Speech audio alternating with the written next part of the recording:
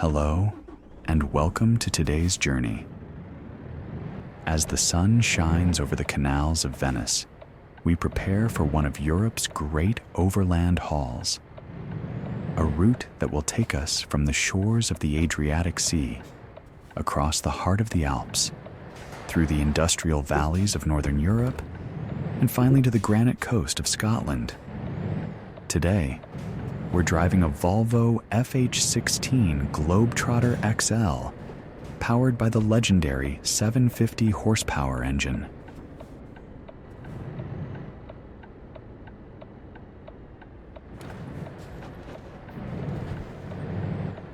In the trailer behind us, 15 tons of carefully packaged Italian vinegar, bottles of balsamic, wine vinegar, and specialty products, all destined for distribution centers and retailers across the United Kingdom.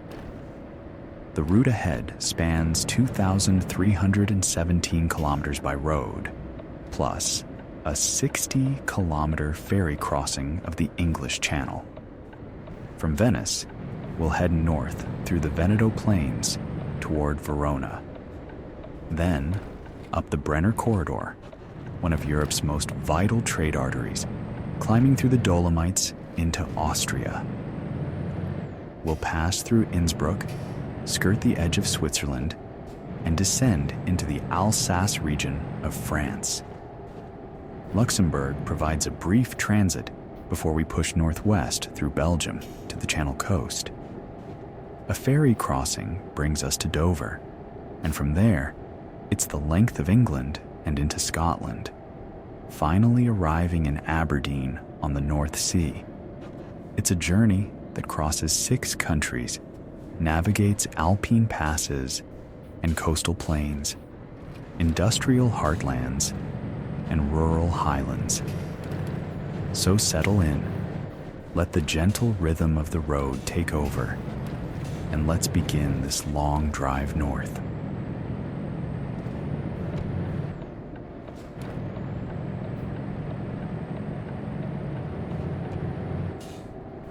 The Volvo FH16 we're driving tonight represents the pinnacle of Volvo Trucks' engineering philosophy. The FH series itself was introduced in late 1993 when Volvo unveiled the FH12 and FH16 as replacements for their F series, which had served for nearly 15 years. The development took 7 years and marked a complete reimagining of what a long-haul truck could be. The name FH stands for Forward Control, High Entry. Forward control refers to the cab-over-engine design, where the driver sits above the front axle rather than behind a long hood. High entry describes the elevated cab position, providing excellent visibility and a commanding view of the road ahead. The FH series shared common cabs and chassis across different models, with the engine being the primary differentiator. The FH12 featured a 12-liter engine, while the FH16 carried the larger 16-liter power plant. That FH12 won the prestigious Truck of the Year award in 1994, cementing the series' reputation from the very beginning. What made the original FH revolutionary was its cab construction. Manufactured at Volvo's Umeå facility in Sweden, the cab was built from hot-dip, galvanized high-tensile steel. This allowed for greater strength while using thinner panels and box sections, ultimately reducing the overall weight by almost 30% compared to the previous generation. The cab was extensively tested in wind tunnels to optimize aerodynamic efficiency. The windscreen was more sharply raked. The sides took on a wedge shape that rounded smoothly into the front panel, and even the rear-view mirrors were streamlined. Safety was paramount in the design. The cab underwent one of the toughest impact tests in the industry. A 15-ton static weight was placed on the roof, and a 1-ton pendulum was swung at the rear wall and windscreen pillars. At the end of these tests, the cab doors still had to be able to open. In 1995, the FH series became the first heavy-duty truck to be fitted with an SRS airbag, further advancing passive safety standards.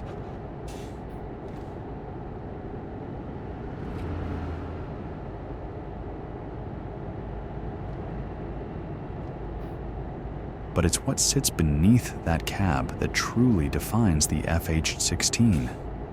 The 16.1-liter inline-six diesel engine has become legendary in European trucking. The first iteration appeared in 1987 with the Volvo F16, producing 470 horsepower. At the time, no other manufacturer could match that level of performance. It was an immediate success, establishing Volvo's reputation in the heavy transport segment. As payloads grew heavier and delivery schedules tightened, Volvo continuously improved the D16 engine platform. Power increased to 520 horsepower in 1993, then jumped to 610 horsepower in 2003 with an all-new generation. In 2008, Volvo became the first manufacturer to reach 700 horsepower in a production truck. But they didn't stop there. The 750 horsepower version we're operating tonight was introduced in late 2011, with production beginning in early 2012. It arrived just in time to celebrate the 16-liter engine's 25th anniversary. This D16 Venice 5D represents the culmination of decades of refinement and engineering excellence. The engine follows the tried and tested straight-six configuration, 6 cylinders arranged in a line, providing smooth power, delivery, and excellent balance. A single overhead camshaft operates 4 valves per cylinder, 2 for intake and 2 for exhaust.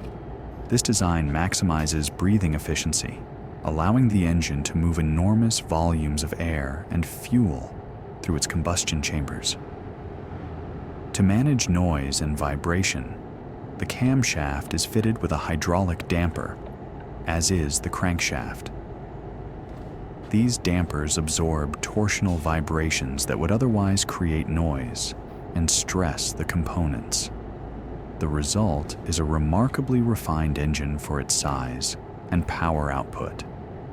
Fuel delivery is handled by a common rail injection system. High-pressure fuel is stored in a rail, then injected into each cylinder with precise timing and pressure. This allows for multiple injection events per combustion cycle, optimizing both power and emissions. But what truly sets this engine apart is its turbocharging system. Unlike most truck engines which use a single turbocharger, the D16 K752 employs twin sequential turbochargers. The smaller turbocharger spools up rapidly at low engine speeds, providing quick throttle response and strong low-end torque. As engine speed increases, the larger turbocharger comes into play, delivering the high volumes of compressed air needed for maximum power. This sequential system eliminates the traditional compromise in turbocharger design. A small turbo gives good response, but can't support high power. A large turbo delivers maximum power, but suffers from lag at low speeds. With 2 turbos working in sequence, the D16 K752 gets the best of both approaches. The torque curve tells the story. At just 900 revs per minute, the engine is producing 2,800 Newton meters of torque. That's already enough to start moving a heavy load. The torque then climbs sharply, reaching its peak of 3,150 Newton meters at 1,050 RPM. It holds that maximum from 1,050 to 1,400 RPM, providing a broad power band where the engine can work efficiently. This means less shifting, smoother operation, and better fuel economy on long hauls like tonight's.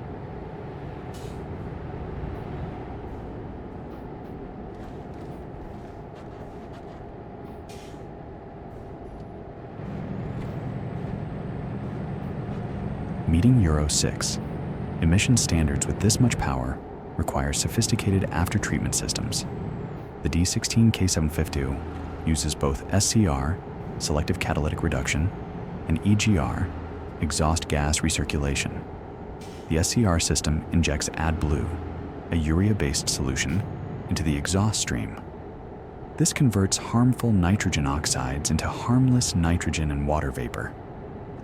The system is highly effective, but requires regular refilling of the AdBlue tank.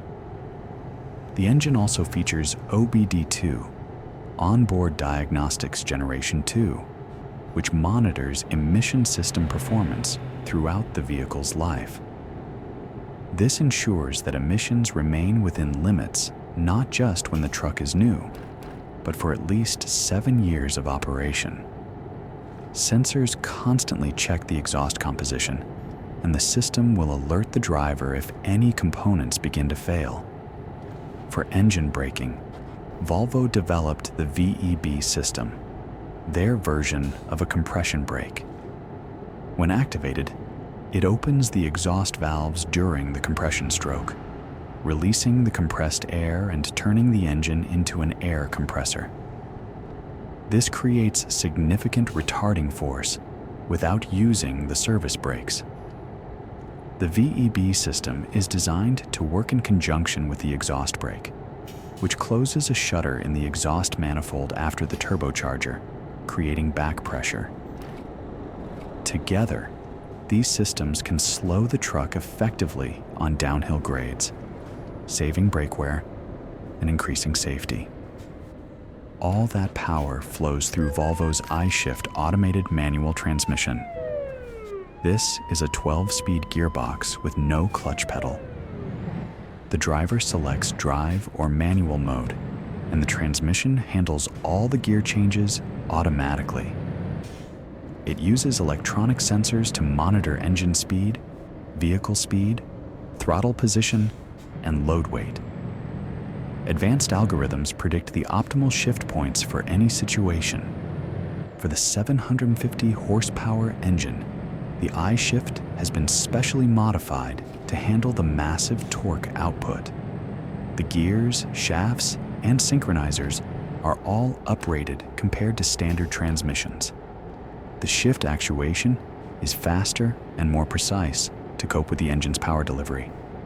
The transmission also includes IC, Volvo's predictive cruise control system. Using GPS data and topographic maps, IC knows what's coming ahead. It can see hills before the driver does. When approaching an uphill grade, it might slightly increase speed on the flat section before the climb, using the truck's momentum to carry it partway up.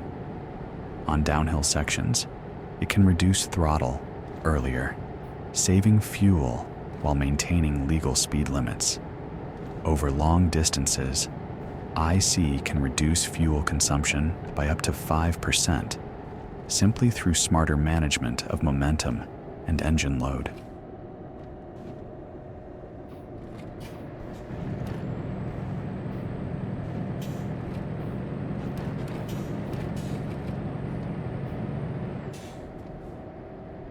The Globetrotter XL cab provides a mobile home for long-distance drivers.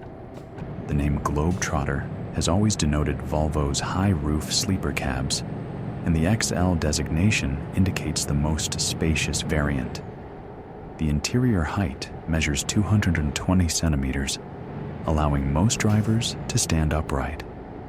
The cab features a full flat floor, making movement easy and increasing the sense of space. Behind the driver's seat is a full-width bunk, designed for proper rest during mandatory break periods.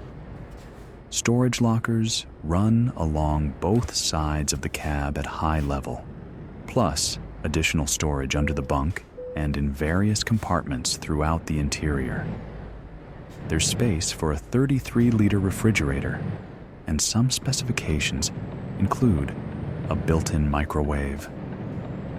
A skylight can be fitted in the roof, bringing natural light into the sleeping area. The dashboard is clean and modern, dominated by digital displays. The main instrument cluster uses a combination of analog gauges and a central digital screen that can display multiple information pages. Drivers can customize what information is shown, from fuel economy to navigation to vehicle diagnostics.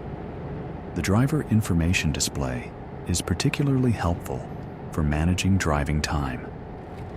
It shows remaining driving time before a break is required, provides a 15-minute warning before the mandatory rest period, and tracks daily and weekly driving hours automatically.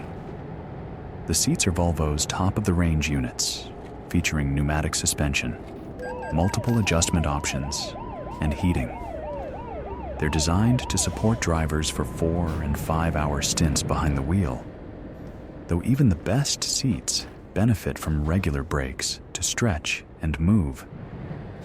Technology features include adaptive cruise control, which maintains a set following distance from the vehicle ahead.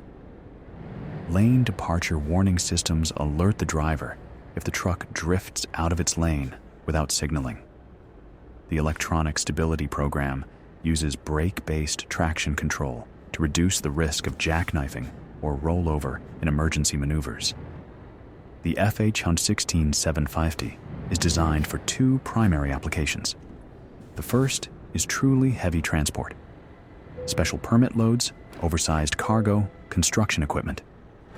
Operations where the truck might be pulling gross combination weights of up to 250 tons. In these situations, the 750 horsepower means the truck can maintain reasonable speeds even with extraordinary loads.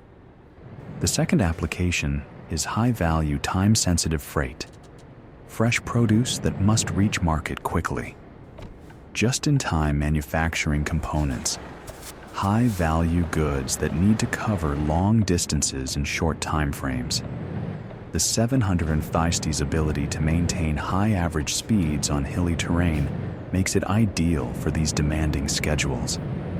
Interestingly, despite being the most powerful and expensive option in the FH16 range, the 750 horsepower model accounts for approximately 5 out of every 6 FH16 sales. When customers decide to specify an FH16, they overwhelmingly choose the maximum power option. This speaks to the demanding nature of modern freight operations and the value placed on time and capability. The FH16 may seem like overkill for a relatively moderate load like our 15 tons of bottled vinegar tonight. But consider the route: 2,000 kilometers with significant alpine sections, time-sensitive international freight, the ability to maintain schedule regardless of terrain or traffic conditions. The 750 makes this journey not just possible, but efficient and reliable. Volvo's philosophy has always been to build trucks that can handle the most demanding work while remaining efficient and durable. The FH16750 represents that philosophy at its peak. It's a truck built without compromise, designed to work at the highest level of commercial transport operations day after day, year after year.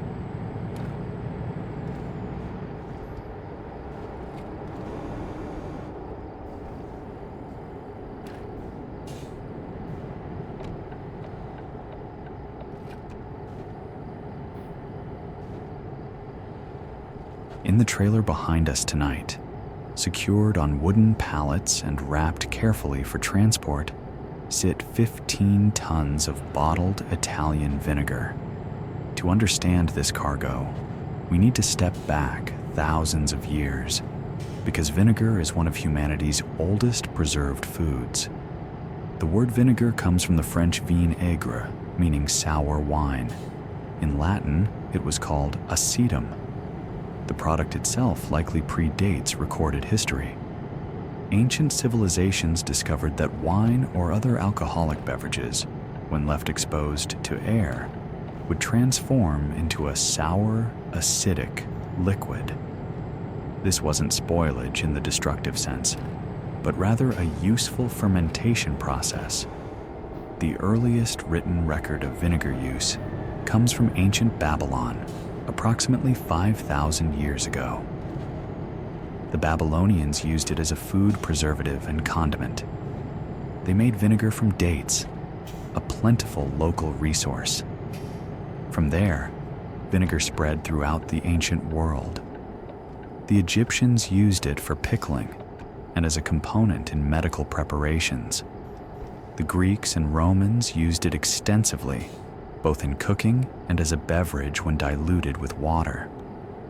Roman soldiers carried a drink called posca, essentially vinegar mixed with water and herbs, as a standard ration.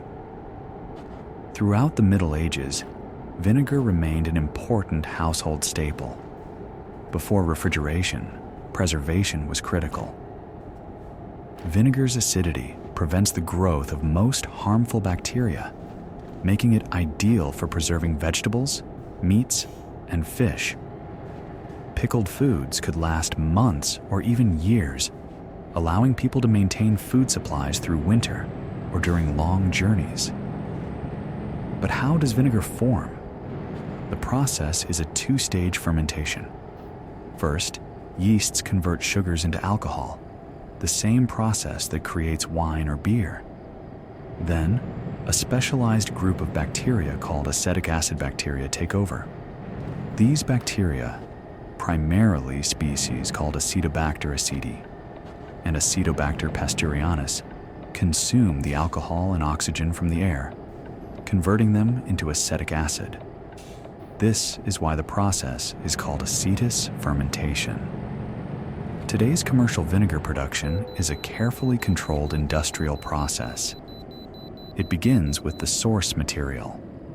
For wine vinegar, it's wine. For apple cider vinegar, it's fermented apple juice. For the distilled white vinegar used in many industrial applications, it's diluted ethyl alcohol from agricultural sources. The source liquid is placed in large fermentation vessels called acetators or vinegar generators. These are sophisticated pieces of equipment designed to maximize the contact between the liquid and the acetic acid bacteria while ensuring adequate oxygen supply. The bacteria need oxygen to perform the conversion process, so the liquid is often pumped through the vessel, cascading over packing material that increases surface area and allows air circulation. Temperature control is crucial. The fermentation process generates heat, and if the temperature rises too high, the bacteria can die. Most systems maintain temperatures between 25 and 35 degrees Celsius. The fermentation time varies depending on the method used. Traditional slow methods can take weeks or months, allowing complex flavors to develop. Fast industrial methods using optimized conditions can produce vinegar in 20 to 72 hours.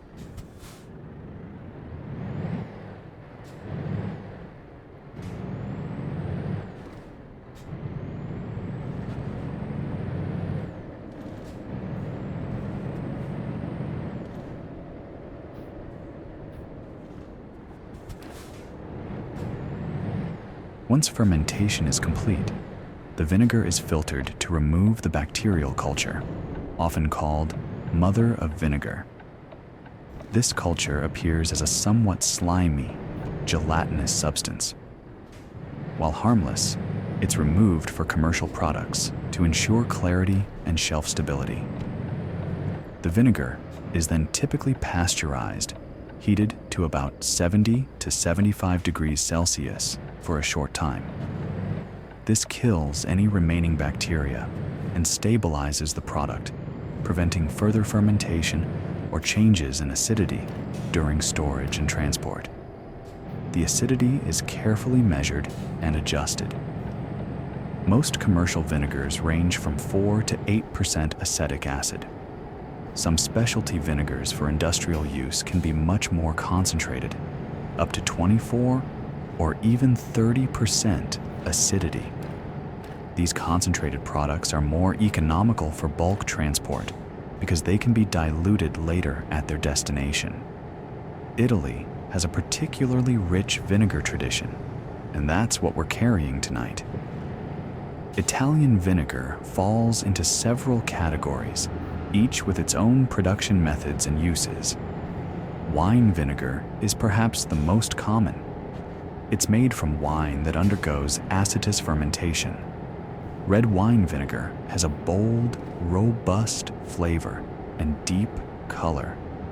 It's used in marinades, salad dressings, and hearty sauces. White wine vinegar is milder and more delicate, often used in lighter preparations where the vinegar shouldn't overwhelm other flavors. Then there's balsamic vinegar, one of Italy's most famous culinary exports. True balsamic vinegar, Aceto balsamico tradizionale, comes from the Modena or Reggio Emilia regions and undergoes an extraordinarily long aging process. The must, the freshly crushed grape juice, is cooked down to concentrate the sugars, then aged in a series of wooden barrels of decreasing size for a minimum of 12 years, often much longer. As it ages, the vinegar becomes darker, more complex, and more syrupy. The most aged traditional balsamic can cost hundreds of euros for a small bottle. More common is balsamic vinegar of Modena, a commercial product that combines wine vinegar with concentrated grape must and sometimes caramel for color. While not as complex as the traditional version, it's still a high-quality product used extensively in Italian and international cuisine. Apple cider vinegar has also gained popularity, valued for both culinary uses and purported health benefits. It's made from fermented apple cider and has a distinctly fruity character.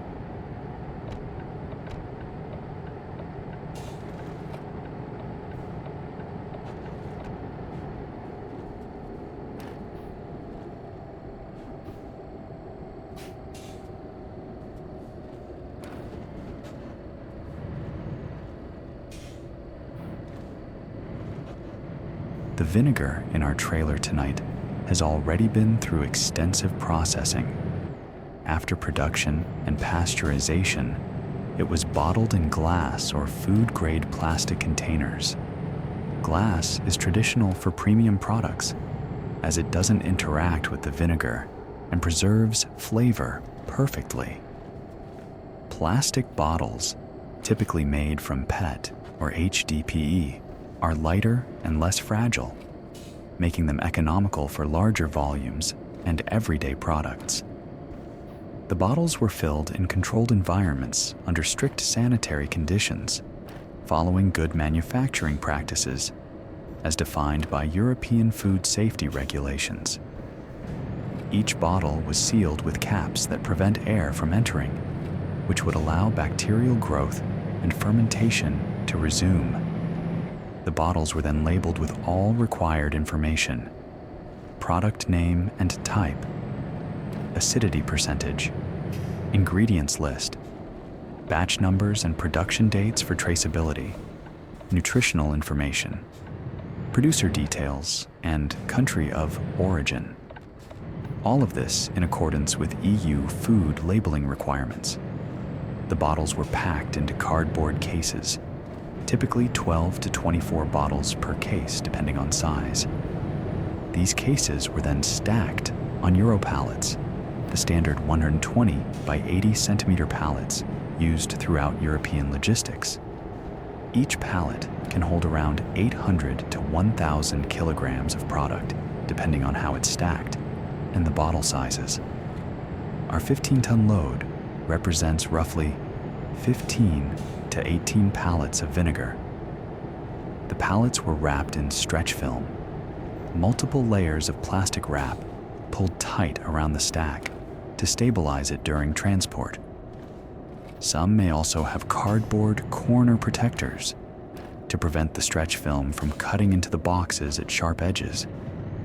It's worth noting that vinegar can be transported in two very different ways, and the method chosen depends entirely on the product's destination and purpose.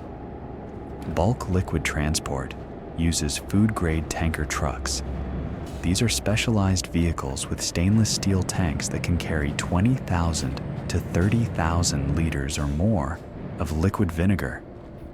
The tanks must meet stringent sanitation standards and are permanently dedicated to food products. Once a tank has carried food, it cannot be used for non-food products, as contamination risks would be too high. Bulk tankers load through a dome on top of the tank, with pumps or compressed air used to move the liquid in and out. The vinegar is typically transported at concentrated acidity levels, sometimes 24% or higher. This concentrated product is more economical to transport because you're moving less water weight. At the destination, usually a food processing plant or bottling facility, it's diluted down to the desired acidity and bottled.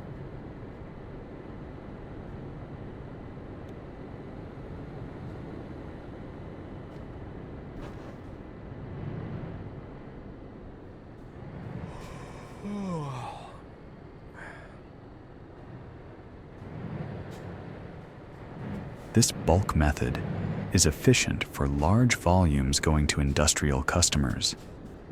A single tanker load might supply a bottling plant for weeks. However, it requires specialized equipment, both the tanker truck and the facilities to receive and store the bulk liquid. Our load tonight represents the other end of the spectrum, packaged retail products. These bottles are ready for store shelves. They'll be delivered to distribution centers, then to supermarkets, specialty food shops, and restaurants throughout the UK. This method is less economical per liter of vinegar, as you're transporting all the packaging materials as well. But it's essential for getting finished products to consumers. The packaged approach also allows for product variety. A single load might include several types of vinegar, different brands, various bottle sizes.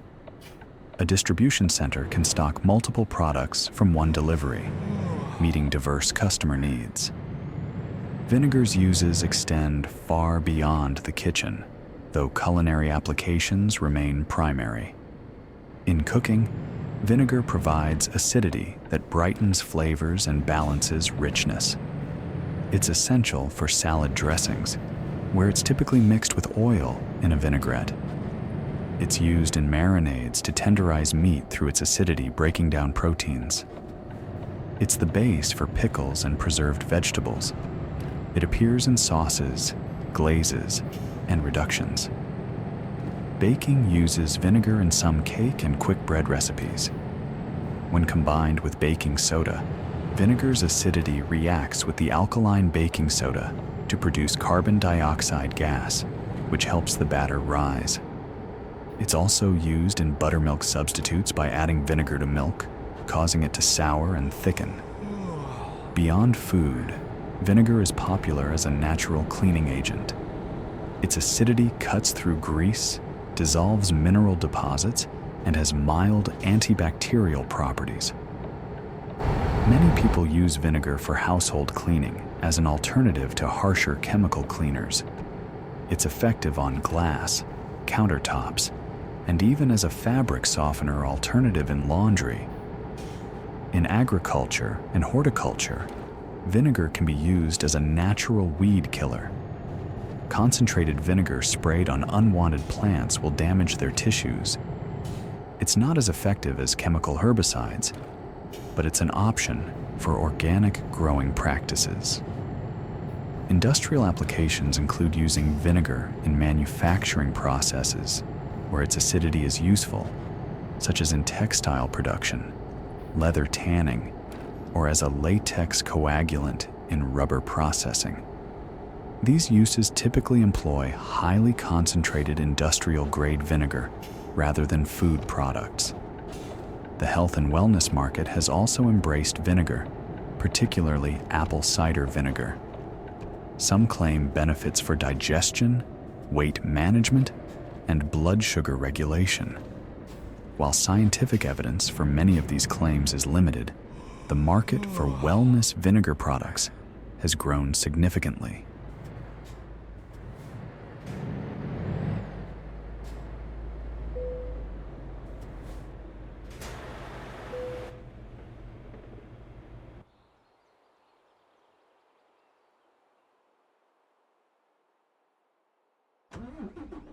The global vinegar market is substantial, worth several billion euros annually. Europe is both a major producer and consumer. Italy, France, and Spain are particularly significant producers with centuries of tradition in vinegar making. The UK is a major importer of specialty vinegars. While they produce malt vinegar domestically for their traditional fish and chips, there's strong demand for wine vinegars, balsamic vinegars, and other specialty products for the increasingly diverse British food market. Our route tonight reflects the economics of European food distribution. Producing vinegar in Italy, where traditions run deep and raw materials like wine are readily available, then transporting it to northern markets where demand is high. The relatively compact size of Europe and the excellent motorway network make this economically viable. The load's timing might align with seasonal demand. Spring and summer see increased salad consumption, driving vinegar sales. Holiday periods require stocking up for increased cooking at home, or this might be a regular scheduled delivery, part of ongoing supply agreements between Italian producers and UK distributors. What makes this particular cargo interesting is the balance of factors. It's not hazardous or temperature sensitive, so it doesn't require specialized transport beyond normal dry van standards.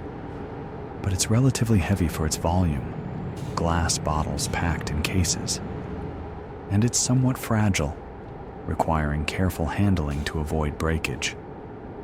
The palletized configuration and secure stacking help manage these challenges during the long journey ahead. The vinegar we're carrying represents more than just a commodity.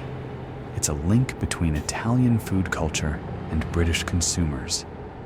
It's the product of ancient fermentation processes refined by modern technology.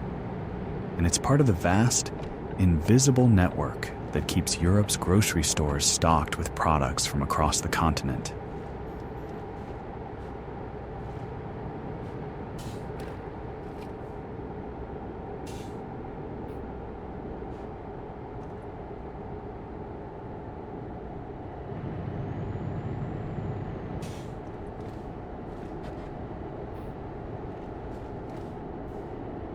We roll out of Venice as evening settles over the lagoon. This ancient city, built on over 100 islands in the Venetian lagoon, has been a maritime power, a trading empire, and a center of art and culture for more than 1,000 years. But we won't linger on the islands tonight. Our route takes us to Mestre, Venice's mainland frazione, where the motorway connections begin. The departure from the Venice area uses the A4 Autostrada, one of Italy's most important and heavily traveled motorways. The A4 is often called the Serenissima, after Venice's historical title, La Serenissima, the most serene republic. This motorway forms the backbone of northern Italy's transport network, running from Turin in the west all the way to Trieste, on the border with Slovenia. The section we're joining is the Passante di Mestre, a bypass opened in 2009 specifically to reduce truck traffic passing through the mainland districts of Venice. Before this bypass, heavy vehicles clogged Mestre's streets on their way to and from Austria and Eastern Europe. The new route includes 3 travel lanes plus an emergency lane, each lane measuring 3.75 meters wide, providing ample space for large vehicles to travel safely. As we head northwest on the A4, we're crossing the Veneto Plain, one of Italy's most productive agricultural regions. The land here is flat, reclaimed over centuries from marshes and seasonal flooding. The soil is rich, fed by sediment from alpine rivers. In daylight, you'd see fields of corn, soybeans, and wheat stretching to the horizon. Vineyards cover the hillsides where the plain meets higher ground. This is Prosecco country, producing the sparkling wine that's become a global phenomenon. The plain is also heavily industrialized. Small and medium-sized manufacturing firms dot the landscape, producing everything from fashion goods to machinery. This combination of agriculture and industry has made the Veneto one of Italy's wealthiest regions. The A4 here is a dual 3-lane motorway for most of its length, though the busiest sections near major cities have been widened to 4 or even 5 lanes. The speed limit is 130 kilometers per hour for cars, though trucks like ours are restricted to 80 kilometers per hour when the gross weight exceeds 3.5 tons. The motorway is tolled using a ticket system. When we entered, we received a ticket showing our entry point. When we exit, we'll pay based on the distance traveled. It's a fair system, charging users proportionally to their use of the infrastructure.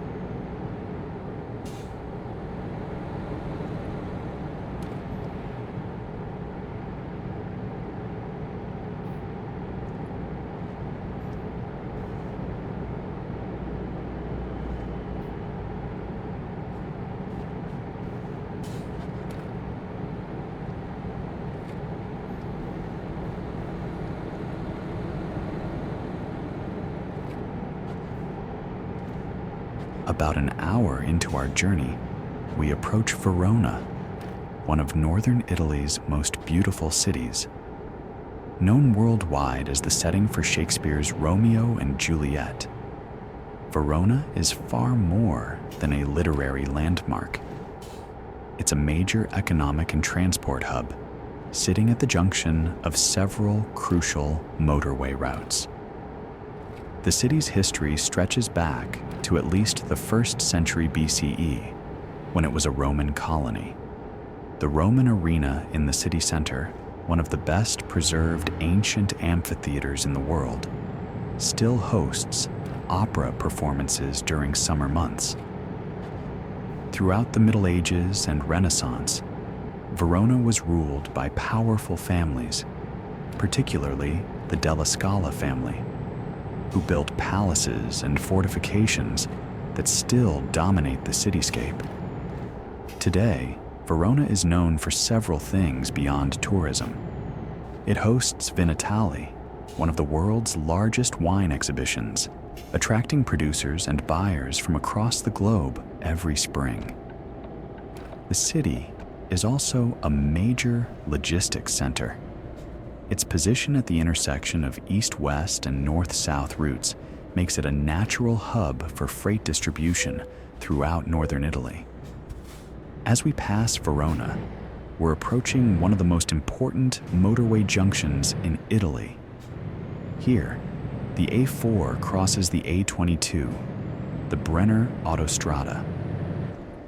This junction is where east-west traffic flowing along the A4 intersects with north-south traffic moving between Northern Europe and the Mediterranean. We'll be taking the A22 northward.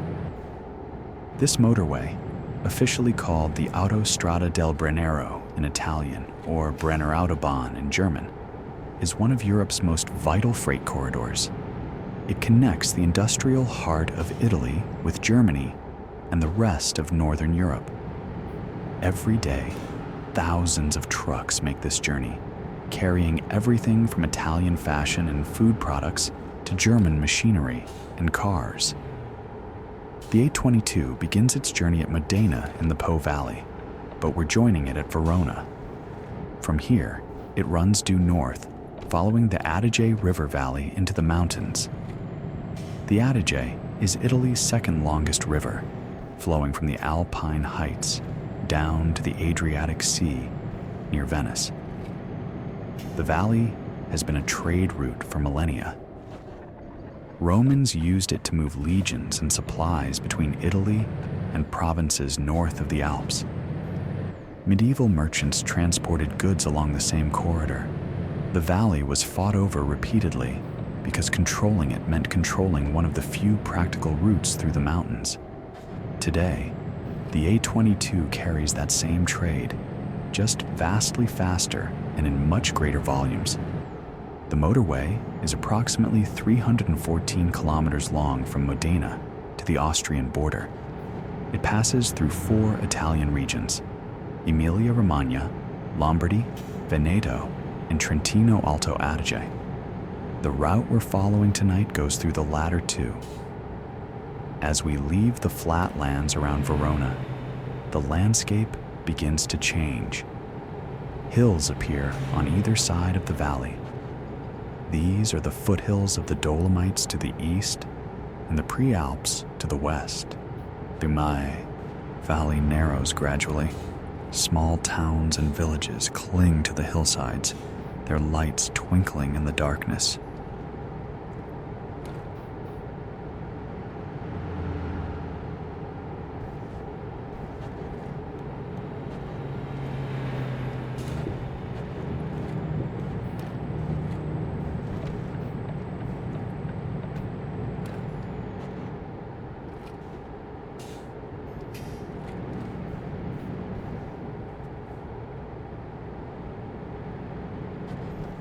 The motorway remains flat and fast through the lower section of the valley.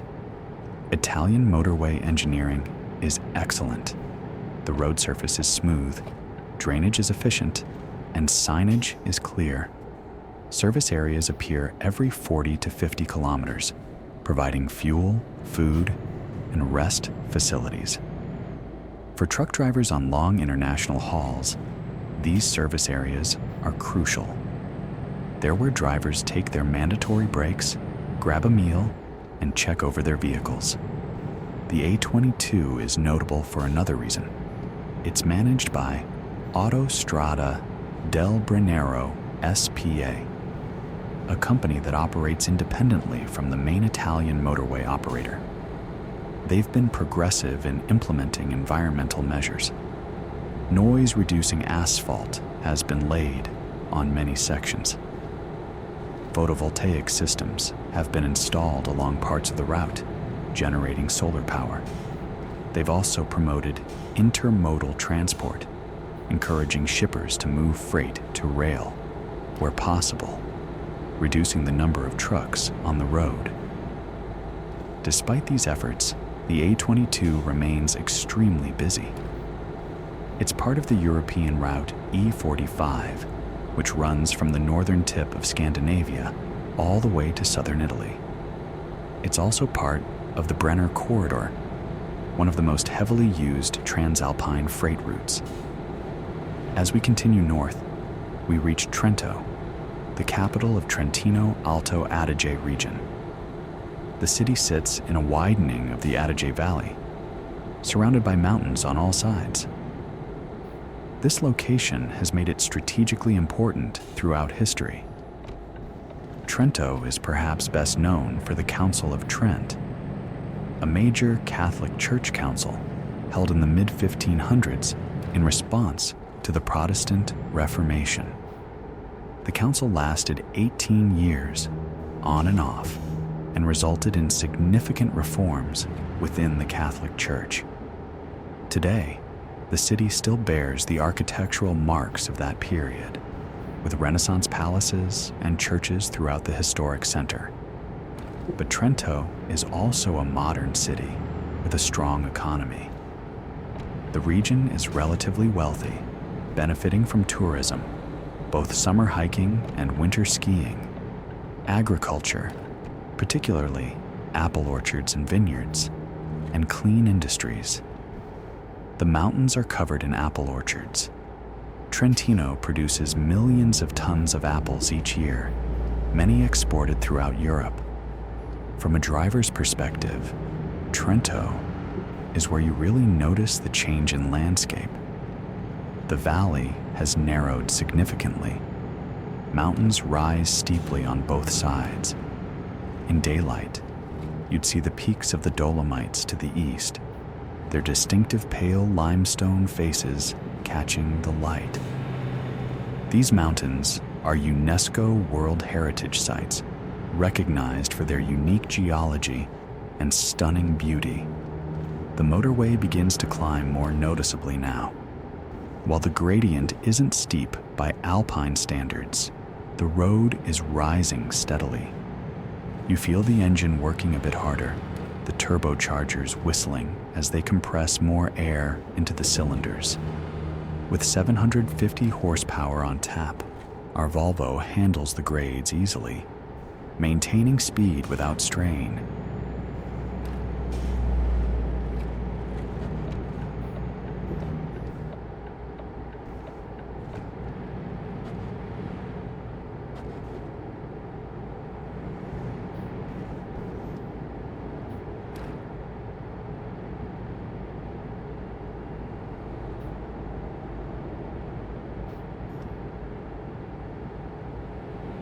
North of Trento, the valley becomes narrower still. The river rushes along beside the motorway, swollen with snowmelt from the high peaks. Small valleys branch off to the east and west, each leading up into the mountains. Many of these side valleys have their own communities, some speaking Italian, others speaking German, and many speaking Latin, an ancient Romansh language that predates both Italian and German in this region. After about 60 kilometers, we reach Bolzano, known as Bozen in German. This city represents a unique cultural crossroads. Here, Italian and German cultures blend, sometimes easily, sometimes with tension. About 73% of the population speaks German as their first language, while 26% speaks Italian. This bilingual reality is reflected everywhere, from street signs in both languages to schools teaching in separate linguistic streams. The reason for this linguistic division lies in history. This region, South Tyrol or Alto Adige, was part of the Austro-Hungarian Empire until World War I. After Austria's defeat, Italy annexed the territory, despite the population being overwhelmingly German-speaking. During the fascist period, Italian authorities attempted to Italianize the region, banning German language use in schools and public offices. After World War II, tensions remained high, leading to periodic violence in the 1960s. The solution was extensive autonomy. Today, South Tyrol has significant self-governing powers within Italy. Both languages have official status. Public services must be provided in both languages.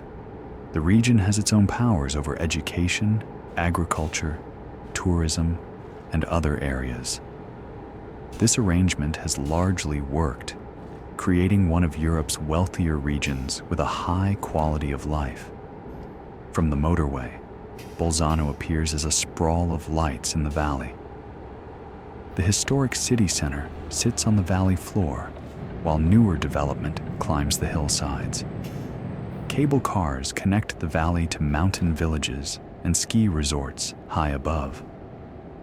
The city is a major tourist gateway, particularly in winter, when skiers from across Europe arrive to access the surrounding Dolomites. Economically, Bolzano thrives on tourism, yes, but also on its position as a logistics hub. Trucks moving between Germany and Italy must pass through here. Freight forwarding companies, customs brokers, and transport firms all maintain offices in the area. The city has developed infrastructure to support this traffic. from large truck parking areas to service facilities.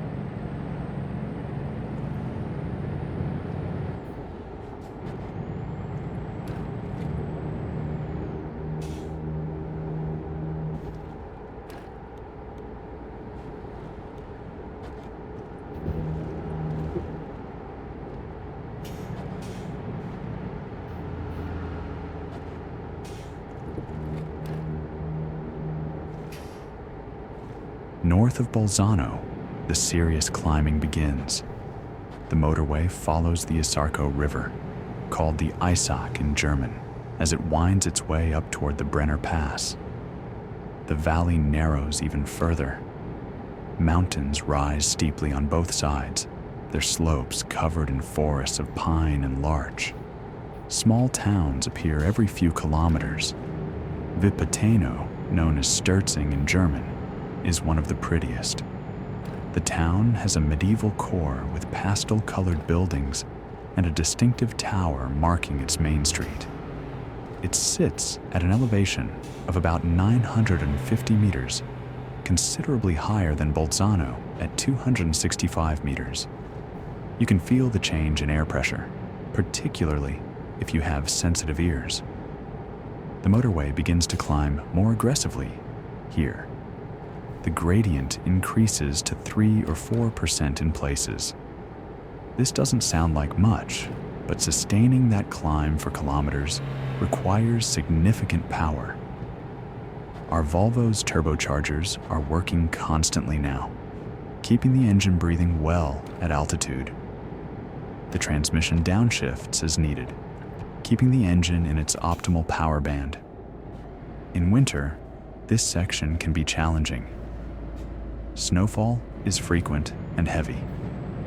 The Motorway Authority keeps the road clear through constant plowing and salting, but conditions can deteriorate quickly during storms. Chain requirements are common. Even in summer, weather can be unpredictable. Storms rolling over the high peaks can bring sudden rain or even hail. The tunnels begin. The motorway dives through the mountains via a series of tunnels, some short, others several kilometers long. These tunnels simplify the route, eliminating tight curves and steep grades that would be necessary if the road followed the terrain. They're well lit and ventilated, with emergency exits every few hundred meters. One of the longer tunnels is the Brenner Base Tunnel, though we're not using that tonight.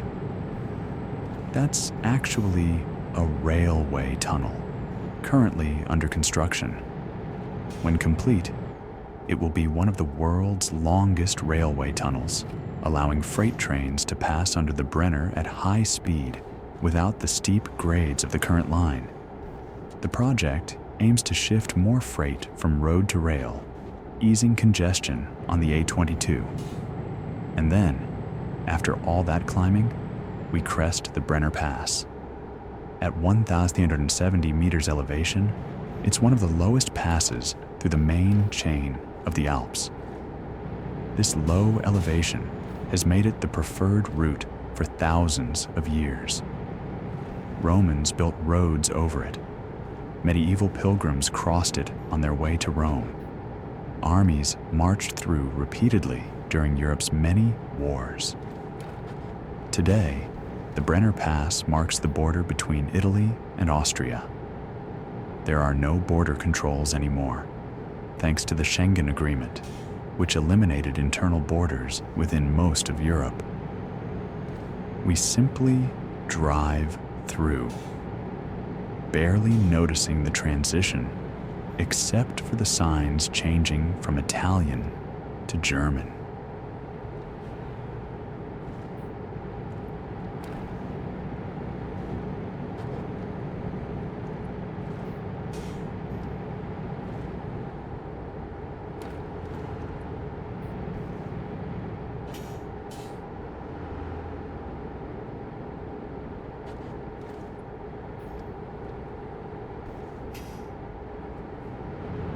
But the landscape notices. We've crossed from the Mediterranean climatic zone into the Alpine zone, The vegetation is different. The architecture changes. Buildings become more alpine in style, with steep roofs designed to shed heavy snow. The road signs are now in German, though many still include Italian on the southern side of the border. From the high point, we begin descending into Austria. The Inn Valley stretches out below us. This is the Innsbruck area, one of the most famous alpine regions in the world. The descent into Austria follows the A13 Brenner Autobahn. Like the Italian side, this is a modern, well-maintained motorway designed to handle heavy freight traffic. The descent gradient is carefully controlled, rarely exceeding 5%. Austria has taken a firm stance on transalpine truck traffic. The environmental impact of thousands of diesel trucks passing through the narrow alpine valleys is significant. Noise, air pollution, and accident risks all concern local communities. Austria has implemented various measures to manage this traffic, including nighttime driving bans, emissions requirements, and toll charges designed to encourage rail freight use. The tolling system in Austria differs from Italy's. Instead of paying at toll booths, trucks must have an electronic go-box transponder that automatically debits tolls based on distance traveled and vehicle category. The system is efficient but expensive. A laden truck can pay over €50 for a trip down the A13 alone. As we descend toward Innsbruck, the valley widens somewhat. Innsbruck itself is famous worldwide, having hosted the Winter Olympics twice in 1964 and 1976. The name means bridge over the Inn, referring to the Inn River that flows through the heart of the city. This river will eventually flow into the Danube far to the east. The city sits in a dramatic location, surrounded by mountains rising steeply on all sides. The Nordket mountain range rises directly north of the city center, reaching heights over 2,300 meters. A cable car runs from the city up to the peaks, one of the steepest cable car ascents in Europe. Innsbruck is the capital of Tyrol, the Austrian region that shares cultural and historical ties with South Tyrol across the border in Italy. The Habsburg dynasty, which ruled Austria for centuries, had strong connections to Tyrol. Many Habsburg monuments and buildings remain in Innsbruck, including the Golden Roof, a late medieval building with a roof covered in gilded copper tiles. Today, Innsbruck combines tourism, education, and services. The university is one of Austria's largest. The old town attracts visitors year-round, and the surrounding mountains offer world-class skiing in winter and hiking in summer. From a freight perspective, Innsbruck is a pinch point. All north-south traffic must funnel through here. The motorway literally passes through the edge of the city. Traffic can be intense, particularly during peak tourist seasons when recreational traffic adds to the commercial flow.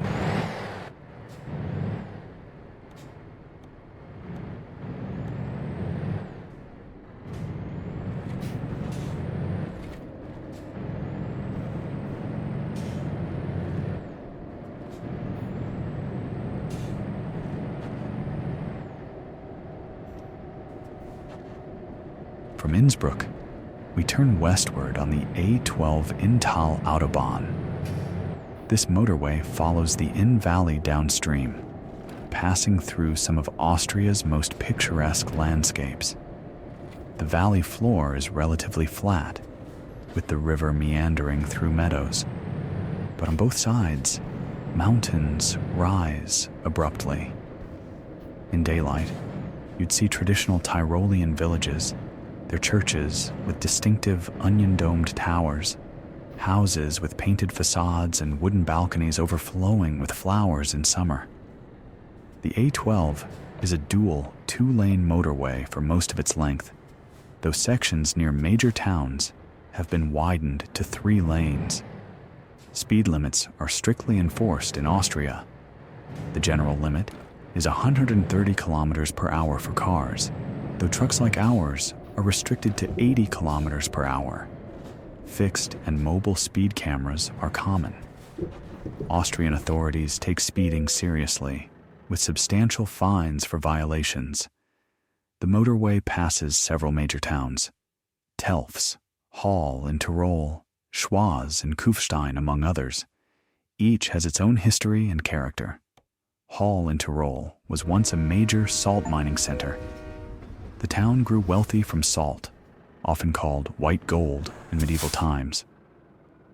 Schwaz was a silver mining center, producing enormous quantities of silver in the 15th and 16th centuries. For a time, Schwaz was one of the largest towns in Austria, its wealth rivaling any city in Europe. Kufstein sits near the German border, at the point where the Inn Valley narrows dramatically. The town is dominated by its fortress, perched on a rock outcrop above the river. The fortress has existed since at least the 13th century and changed hands repeatedly between Bavaria and Austria over the centuries. Today, it's a tourist attraction and concert venue. Just beyond Kufstein, we cross into Germany. Again, no border controls, just a sign marking the transition. But the change is noticeable in other ways. Road signs switch to German exclusively. Architecture shifts subtly. Even the motorway design changes as we transition to the German Autobahn system. We're only skirting the edge of Germany on this route, but even this brief transit gives a taste of Bavaria, Germany's largest state. Bavaria has its own distinct identity within Germany, with strong traditions, a unique dialect, and a proud regional culture. The area we're passing through is Upper Bavaria, mountainous and prosperous. The economy here is robust, based on tourism, particularly skiing and hiking, plus manufacturing. Major companies like BMW have facilities in Bavaria. The region also has numerous small and medium-sized firms, the Mittelstand that forms the backbone of the German economy. We're on the A93 briefly, then the A8. These autobahns are part of Germany's legendary motorway network, famous worldwide for sections without speed limits. However, trucks don't benefit from this. German law restricts trucks over 3.5 tons to 80 kilometers per hour on autobahns, the same as in Austria. And increasingly, even the sections of Autobahn that once had no speed limit for cars now have restrictions, either permanent or variable, depending on traffic and weather conditions.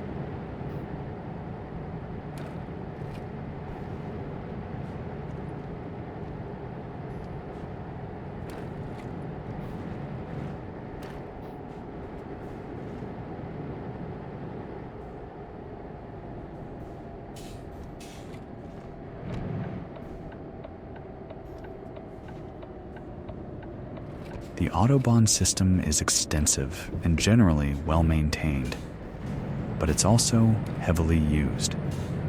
Germany is Europe's largest economy and sits at the heart of the continent's road network. Trucks from every corner of Europe pass through Germany on their way to somewhere else.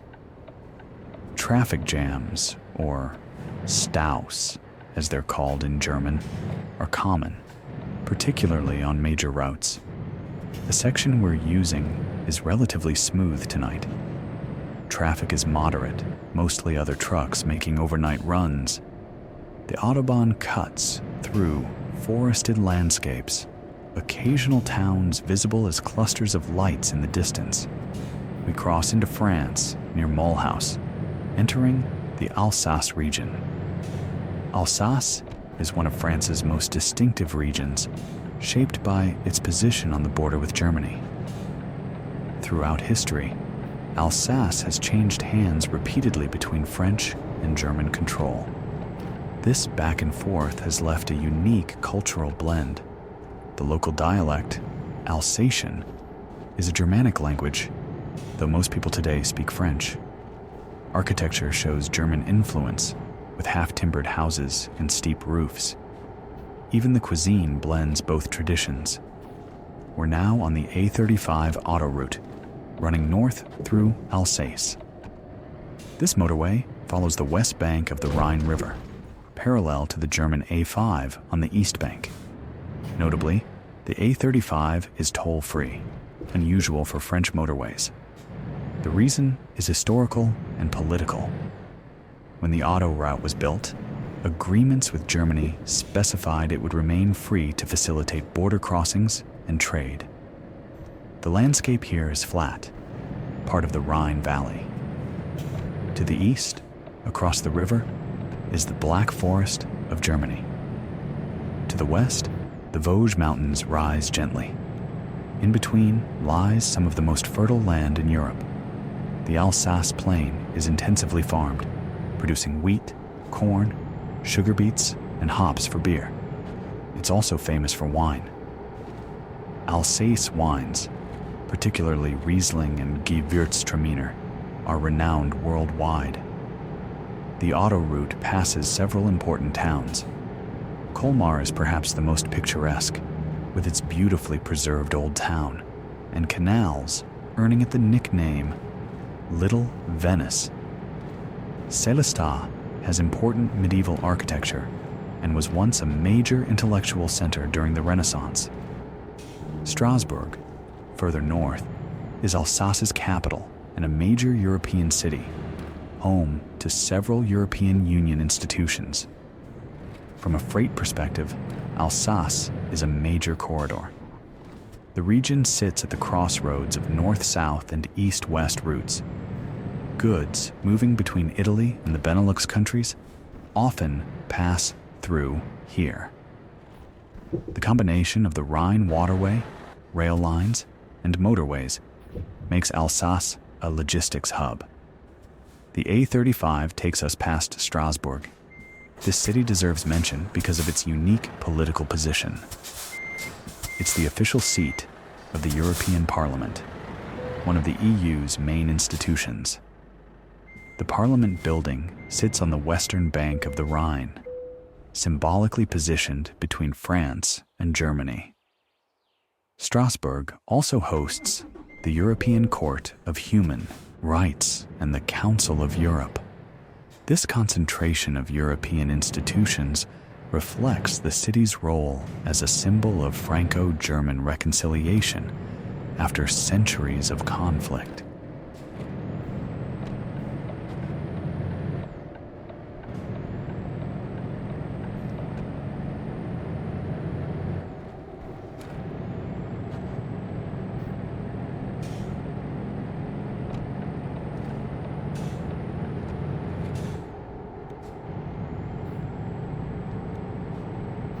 Strasbourg itself is a beautiful city with a rich history.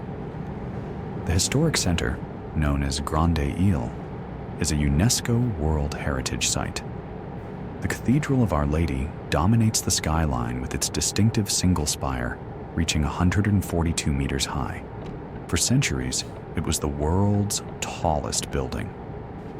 The cathedral's astronomical clock, dating from the Renaissance, draws visitors who come to watch its elaborate automated figures perform at noon. The city's name literally means City of Roads in German, reflecting its position at a crossroads. Throughout history, Strasbourg has been contested between French and German control. It was part of the Holy Roman Empire for much of the Middle Ages, became French in the 17th century, was annexed by Germany after 1871, returned to France after World War I, occupied by Germany during World War II, and finally firmly French after 1945. This turbulent history has left a unique cultural blend visible in the architecture, cuisine, and local traditions. Today, Strasbourg is proud of its role as a European capital. the presence of EU institutions brings thousands of politicians, diplomats, civil servants, and journalists to the city. During parliamentary sessions, the city fills with activity. Hotels are booked, restaurants are busy, and interpreters and support staff facilitate the multilingual work of European governance. But we're not stopping in Strasbourg. Our route continues northwest toward Luxembourg. We transition onto the A4 autoroute near Saverne, a small town at the foot of the Vosges Mountains. The A4 is tolled, unlike the A35 we've been on. Toll collection happens at péages, toll plazas, where we either pay cash, use a credit card, or employ an electronic toll tag. The A4 cuts through the Lorraine region, historically contested territory between France and Germany. The region changed hands multiple times, particularly during the Franco-Prussian War of 1870-71, and again during both world wars. Today, Lorraine is thoroughly French, though some towns retain German-sounding names reflecting the complicated history. We pass through Metz, a city with over 3,000 years of history. Metz has Roman ruins, medieval cathedrals, and military fortifications built by the famous engineer Vauban. The city's strategic importance came from its position on the Moselle River and at the crossroads of major routes. Today, it's a regional center with a growing emphasis on technology and services. Crossing into Luxembourg, the landscape doesn't change dramatically, but we've entered a completely different country. Luxembourg is tiny, one of Europe's smallest countries, covering just 2,186 square kilometers. The entire country would fit comfortably within many European cities. Yet Luxembourg punches far above its weight economically and politically. Luxembourg City, the capital, is a fascinating place. The old city sits on a plateau surrounded by deep gorges, carved by the Alzette and Pétrus rivers. Medieval fortifications once made it one of Europe's strongest fortresses, nicknamed the Gibraltar of the North. Today, those fortifications are UNESCO World Heritage Sites, and the city has transformed into a major financial center. Luxembourg's economy is remarkable. The country has one of the world's highest per capita GDPs. Banking and finance dominate, with hundreds of banks and investment funds based here. The country offers favorable tax conditions while still maintaining EU membership, making it attractive for international business. The EU itself has several institutions based in Luxembourg, including the European Court of Justice and parts of the European Commission.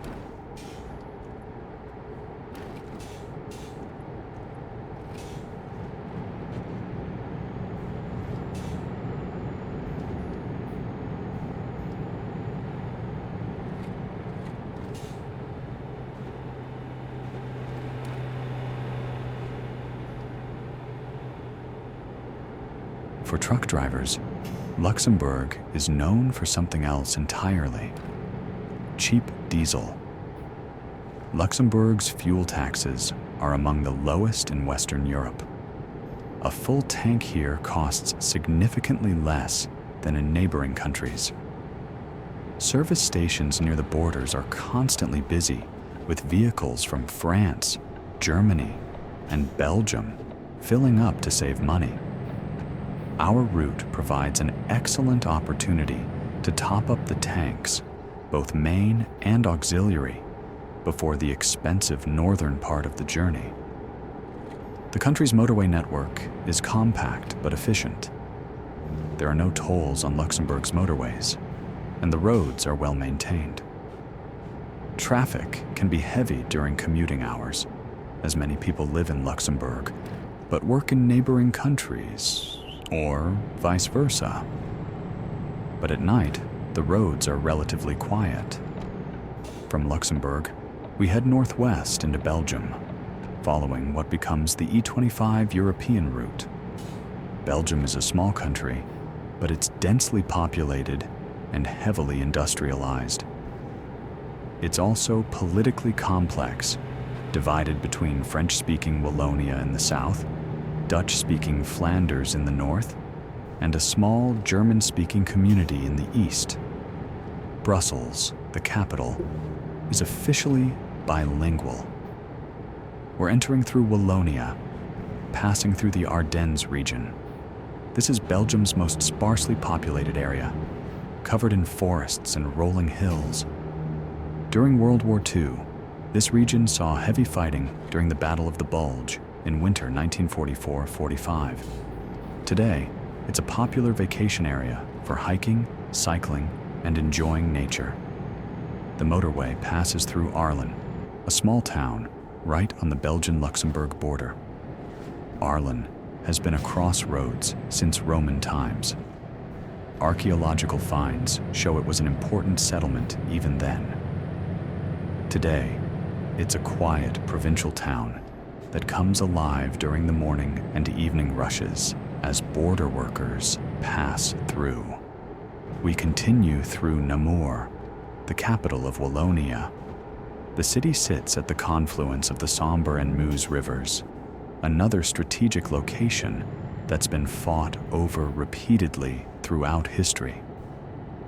The citadel of Namur, perched on a rocky outcrop above the rivers, has been fortified since ancient times and modified by successive rulers. Today, Namur is a regional administrative center.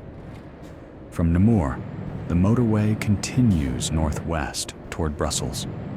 We're not going into Brussels itself, but skirting around it using the orbital motorways. Brussels is Belgium's capital and the de facto capital of the European Union. The city hosts EU headquarters, NATO headquarters, and countless international organizations. It's a truly international city, with expatriates from around the world working for various institutions.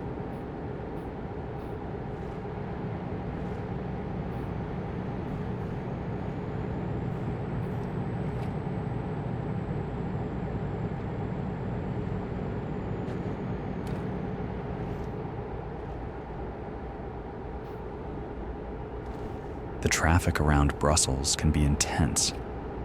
The ring motorway, the R0, circles the city and connects all the radial routes. At peak times, it's often congested. Even at night, there's considerable traffic as freight moves through Belgium's dense motorway network. Belgium's motorway system is one of Europe's most developed. The country is small, but has an extensive network of well-lit motorways connecting all major cities. In fact, Belgium's motorways are so extensively lit that they're visible from space as bright lines across the landscape. This lighting makes night driving easier and safer, though it's expensive to maintain and has environmental impacts. Continuing northwest, we enter Flanders, the Dutch-speaking region of Belgium. The landscape here is flat, part of the great North European plain that stretches from France through Belgium and the Netherlands into Germany. This is some of Europe's most densely populated territory. Towns and cities blend together in an almost continuous urban band. Flanders has a fascinating history as one of Europe's wealthiest regions during the Middle Ages. Cities like Bruges, Ghent, and Antwerp grew rich from textile manufacturing and trade. The Flemish cloth industry was renowned throughout Europe. Banking and finance developed here earlier than in most other places. Italian banking families established branches in Flemish cities. The region's prosperity is reflected in its extraordinary art and architecture. Flemish painters like Jan van Eyck, Peter Bruegel, and Peter Paul Rubens created masterpieces that hang in museums worldwide. Today, Flanders remains economically successful. Antwerp is one of Europe's largest ports, handling vast quantities of goods moving in and out of the continent. The port is particularly known for container shipping and petrochemical industries. It's also the world's diamond capital, with most of the global diamond trade passing through Antwerp's diamond district. We're heading toward the coast, though we'll reach it at Calais, in France, rather than staying in Belgium. The route takes us through Ghent, visible as a glow on the northern horizon. Ghent is Belgium's third largest city, a major port city connected to the sea via canals. It has a beautifully preserved medieval center, though we won't see that from the motorway. The E40 motorway we're following is one of Europe's main east-west routes, connecting Calais on the Atlantic coast all the way to Ritter on the Kazakhstan border. Of course, we're only using a small section of this vast route, but it illustrates how interconnected Europe's road network has become. A truck could theoretically drive from the Atlantic to Central Asia on modern motorways.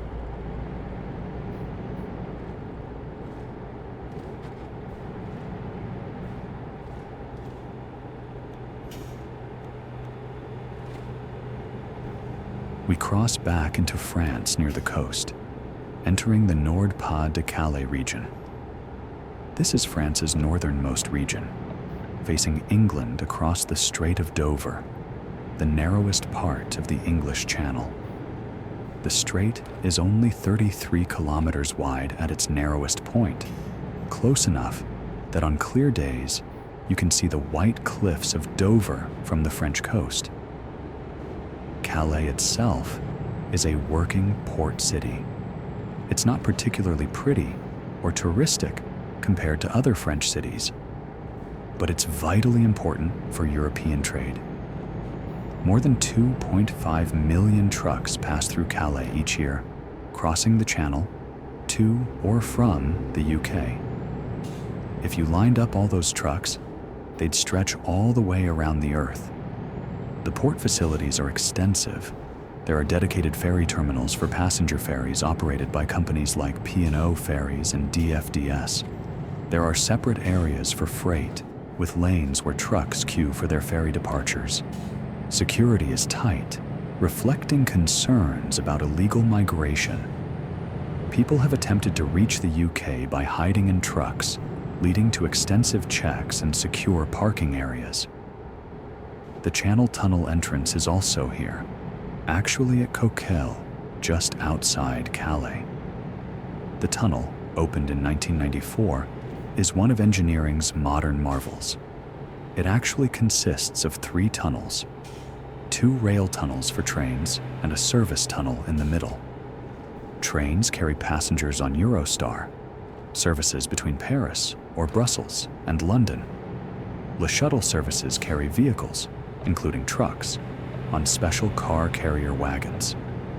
For our purposes, we're taking a ferry. The drive-on, drive-off ferries are convenient for trucks. We drive onto the ferry, park in the vehicle deck, and the truck stays there for the crossing. Drivers can leave their cabs and go to the passenger areas, which have cafeterias, shops, and seating areas. Some drivers take their mandatory rest break during the crossing, sleeping in their cabs while the ferry does the work. The ferry departs from Calais port, backing away from the terminal before turning toward the open water. The Strait of Dover is one of the world's busiest shipping lanes. At any given time, dozens of ships are visible, from massive container ships to tankers to small fishing boats. The traffic is so dense that it's regulated by a traffic separation scheme, essentially lanes in the sea that ships must follow. The volume of traffic through the Dover Strait is staggering. Over 400 commercial vessels pass through every day, carrying cargo worth billions of pounds. This is on top of the cross-channel ferries. The strait is a critical choke point for global trade. Ships traveling between Atlantic ports and northern European destinations, the Baltic, or further east, must pass through here.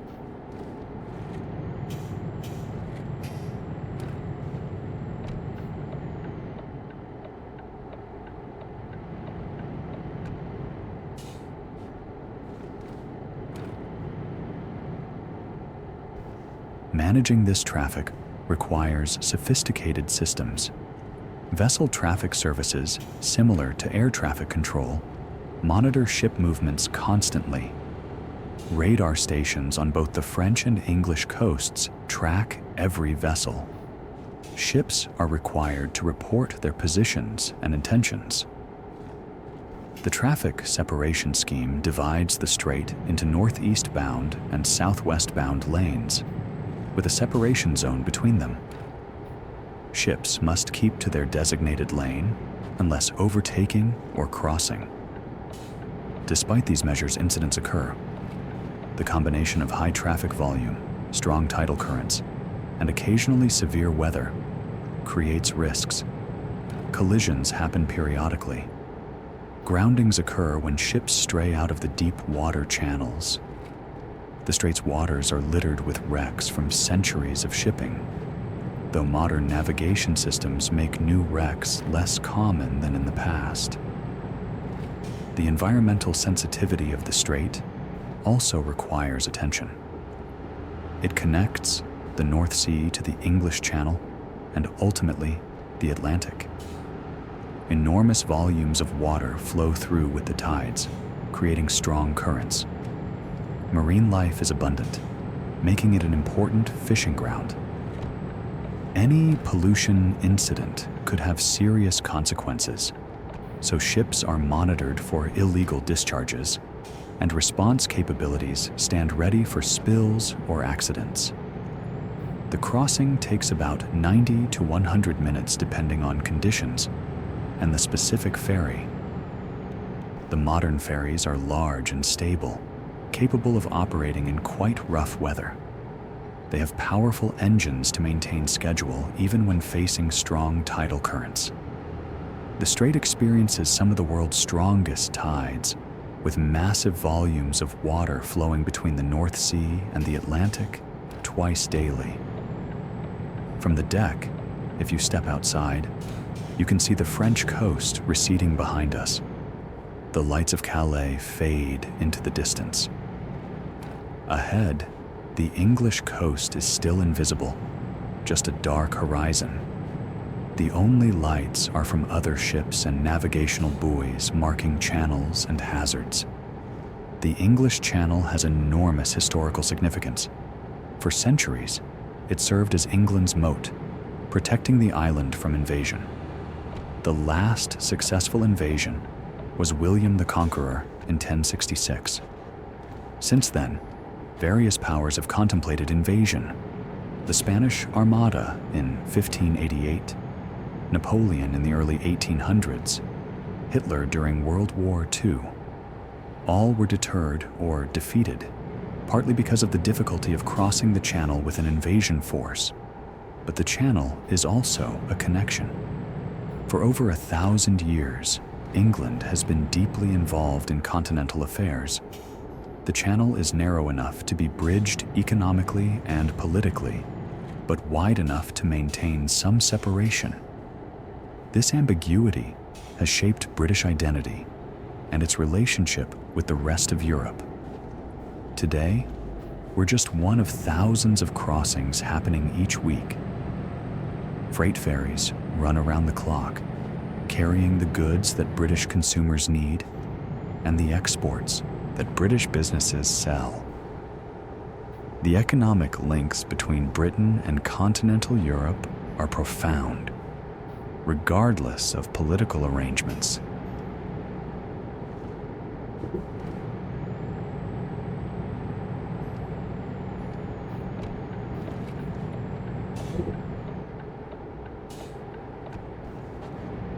The English coast appears gradually, starting as a dim glow on the horizon that slowly resolves into lights and structures.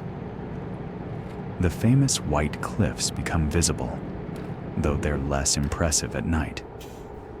These chalk cliffs have been a symbol of England for centuries, the first sight of home for travelers returning from abroad.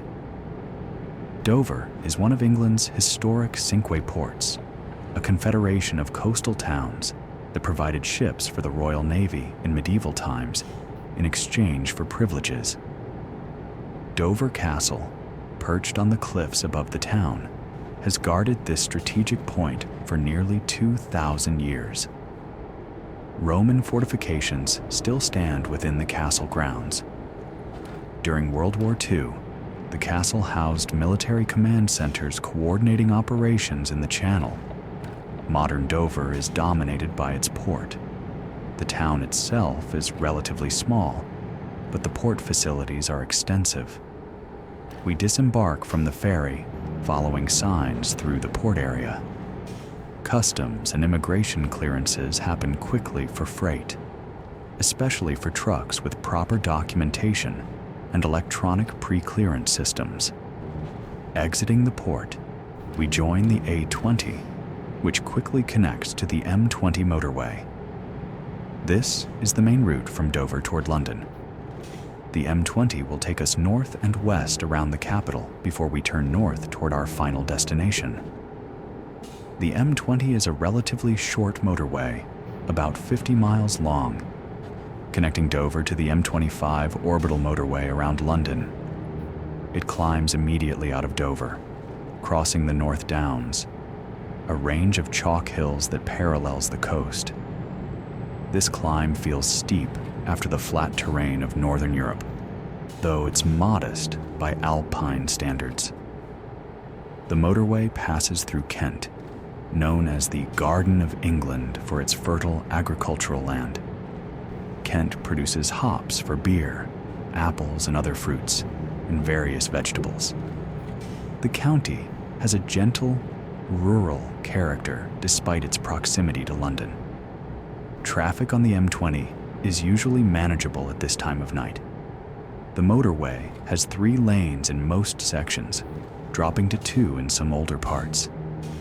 Speed limits are 70 miles per hour for cars, 60 mph for trucks. British motorways are generally well maintained, though they can be crowded during daytime hours. British motorway service areas deserve mention as they're an essential part of long-distance trucking. Unlike continental service areas, which are often simple fuel stops with a cafe, British services are larger complexes with multiple food outlets, shops, and extensive parking. They're operated by private companies like Welcome Break, Modo, and Road Chef. The quality varies, but most provide clean facilities, hot meals available 24 hours, and truck parking sections separated from car parks. For professional drivers, these service areas are crucial. They're where the mandatory breaks happen, where logbooks get updated, where tired drivers can rest in safety. The truck parking areas often have their own facilities, recognizing that truck drivers have different needs than car travelers. Some services offer showers, laundries, and even quiet rooms for resting.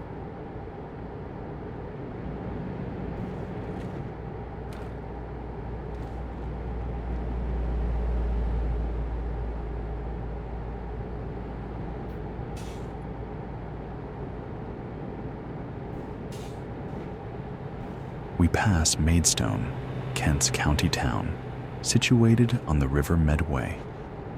The town has existed since Roman times and grew wealthy during the medieval period from cloth making and brewing. Today, it's a commuter town with good rail connections to London. The M20 ends at its junction with the M25, London's orbital motorway. The M25 is infamous among British drivers. Opened fully in 1986, it was intended to relieve London's traffic congestion by providing a bypass route, Instead, it became one of Britain's busiest and most congested roads. The problem is that the M25 has too many junctions, local traffic and long-distance traffic mix, creating bottlenecks. At 117 miles long, the M25 is one of the world's longest orbital motorways. It's also one of the widest in places, with sections having 6 or even 8 lanes. Variable speed limits and smart motorway technology have been implemented to manage traffic flow, though the system remains challenged during peak hours. The M25 took decades to complete. Planning began in the 1960s as part of the London Ringways Plan, an ambitious scheme for multiple ring roads around the capital. Most of the ringways were never built due to public opposition and costs, but the outer ring, combining what became the M25, proceeded in stages. The first section opened in 1975 near Potter's Bar. The final section, connecting the eastern and western sides near the M25's southern arc, opened in 1986. When Prime Minister Margaret Thatcher officially opened the completed M25, she called it one of the most important road projects ever undertaken. Within years, it was clear the motorway was already undersized for the traffic it attracted. The M25 has become deeply embedded in British culture, often mentioned in news reports about traffic delays. Radio stations dedicate significant airtime to M25 traffic updates. The phrase M25 car park is commonly used to describe severe congestion. Some commuters spend hours every week sitting in M25 traffic, a frustration that features in conversations about work-life balance and infrastructure investment. We're joining the M25 and heading clockwise around the western side of London. Going clockwise means we're avoiding central London entirely, staying west of the city. This is the longer route geographically, but it's faster than trying to navigate through London, which would be impractical for a truck this size. The M25 passes through an interesting mix of landscapes. Sections cut through greenbelt land, areas protected from development to prevent London from sprawling indefinitely. Other sections pass through dense urban areas where London merges with surrounding towns. Major airports like Heathrow and Gatwick are accessed from the M25. Business parks and logistics centers cluster near junctions, taking advantage of the motorway access. We'll be on the M25 for about 60 miles, a significant portion of our UK journey. The motorway is well lit in most sections. Electronic message signs display traffic information and warnings. Service areas appear periodically, though fewer than on continental motorways.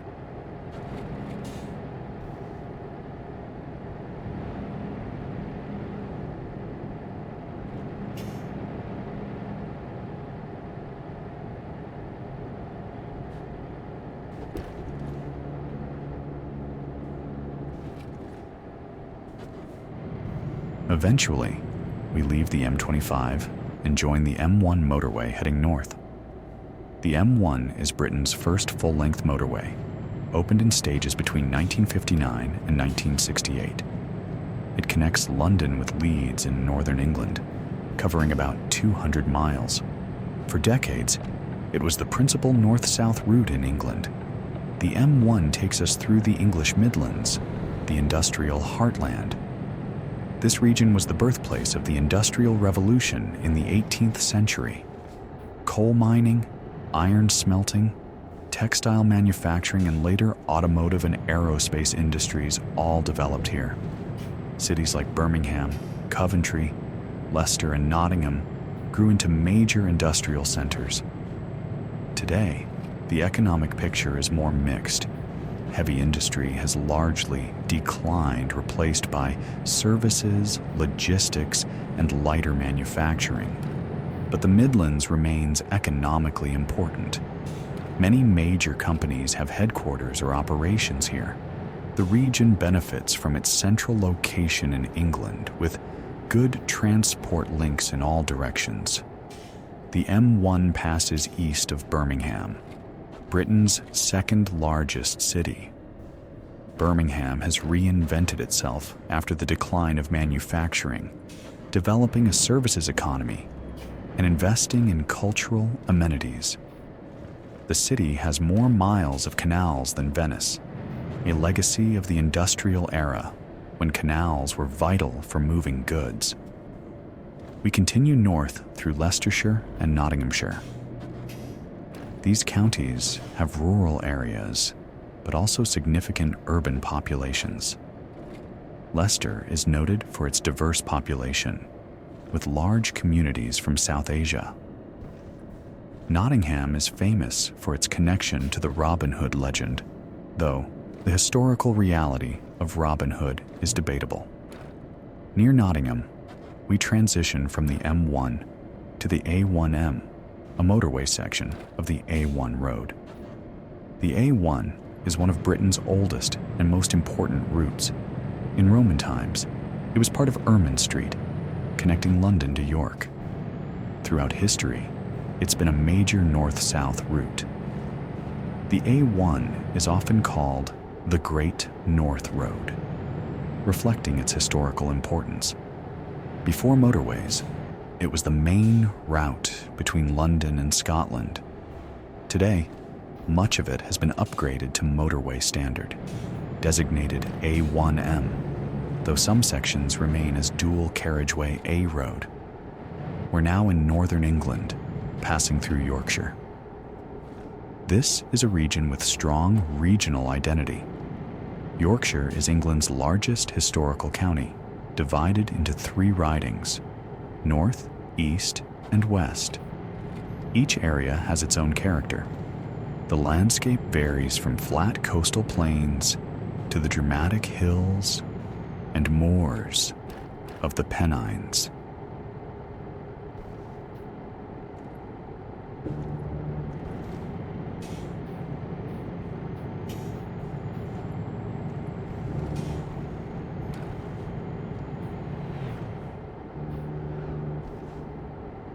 The A1 passes near several significant cities. Doncaster, an old market town that became an important railway center. York, one of Britain's most historic cities with Roman walls and a stunning medieval cathedral. Leeds, a major financial and commercial center. We're maintaining good speed on the A1M sections, though some dual carriageway sections require slightly reduced speeds. British road planning often involves compromise between efficiency and preserving existing landscapes. Routing a motorway requires balancing the desire for directness with environmental concerns, heritage preservation, and local opposition. Further north, we pass into County Durham. This county was dominated by coal mining for centuries. The Durham coalfield was one of England's most productive, employing tens of thousands of miners at its peak. The last deep mine closed in 1993, ending an era. The region has worked to diversify its economy, though the transition hasn't been easy. Durham City, the county town, sits on a horseshoe bend in the River Wear. The massive Norman cathedral dominates the skyline, built in the 11th and 12th centuries. The cathedral is a UNESCO World Heritage Site, recognized as one of the finest examples of Norman architecture anywhere. The university, England's 3rd oldest, brings students and economic activity to the city. Continuing north, we pass near Newcastle upon Tyne, the major city of northeast England. Newcastle has a long industrial history, particularly in coal mining, shipbuilding, and heavy engineering. The city has successfully transitioned to a services economy, becoming a regional center for culture, education, and business. The Tyne Bridges, particularly the iconic Tyne Bridge completed in 1928, are symbols of the city's engineering heritage. We cross the border into Scotland near Berwick-upon-Tweed, a town with a complicated history. Berwick changed hands between England and Scotland 13 times during various wars. Today, it's in England, but only just. The town has a distinct border character, with influences from both nations. The landscape changes subtly as we enter Scotland. The A1 continues north, now running along the east coast.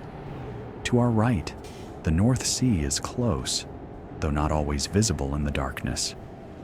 To our left, the landscape rises toward the southern uplands, rolling hills that form Scotland's southern border region. Scotland's road network is less dense than England's. The population is smaller and more concentrated in the central belt between Edinburgh and Glasgow. Long stretches of road pass through sparsely populated areas, particularly in the Highlands.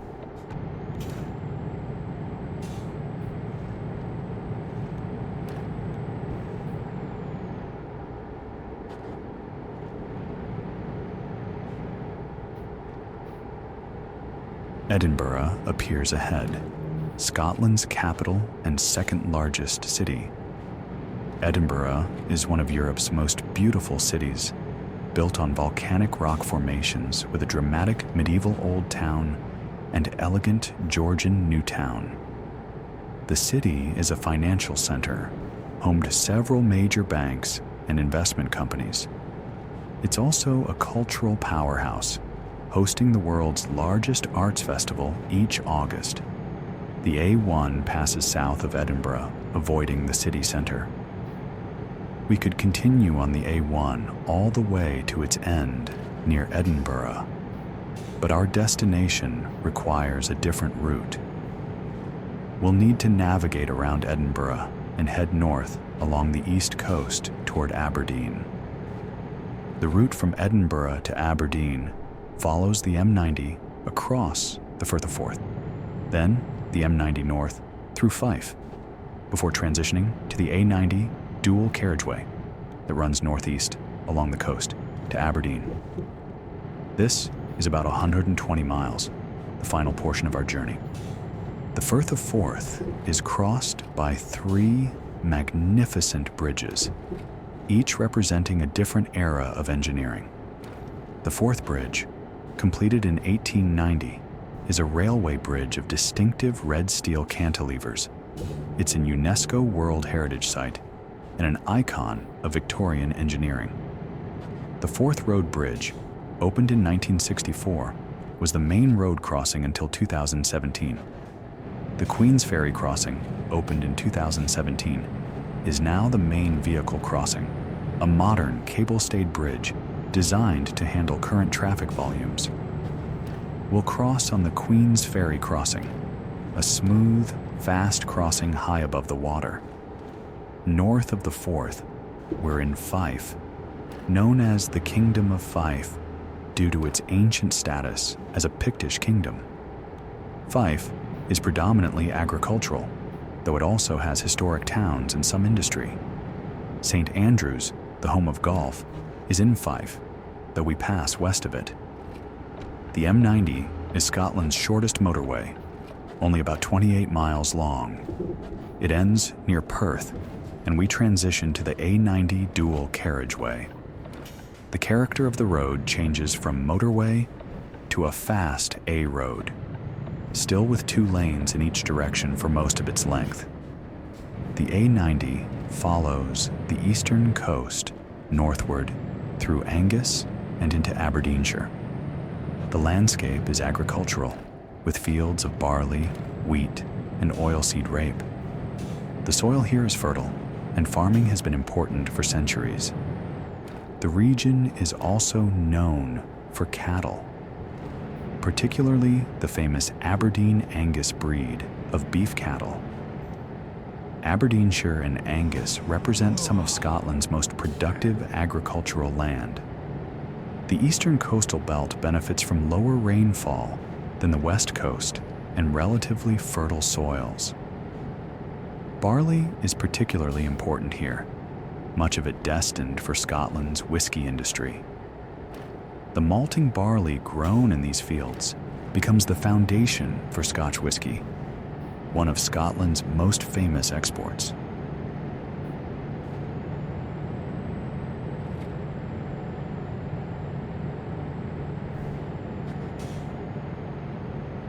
The Aberdeen Angus cattle breed originated in this region in the 19th century.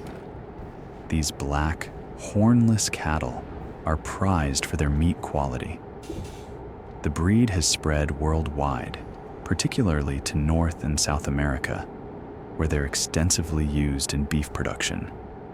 The cattle are well adapted to Scotland's climate, hardy enough to survive outdoors year-round. The farms here are often family operations, though increasingly managed with modern technology. GPS-guided tractors, drones for crop monitoring, and sophisticated machinery are common even on modest-sized farms. Agriculture remains an important employer in the region, though like everywhere, fewer people work in farming than in previous generations. We pass through or near several market towns. Forfar, known for its Forfar Bridie, a savory pastry. Brecon, with its distinctive round tower dating from medieval times.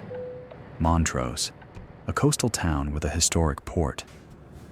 These towns are quiet at night, their high streets empty, just a few lights from houses and street lamps. The landscape becomes hillier as we approach Aberdeen. The eastern edge of the Scottish Highlands is not far inland.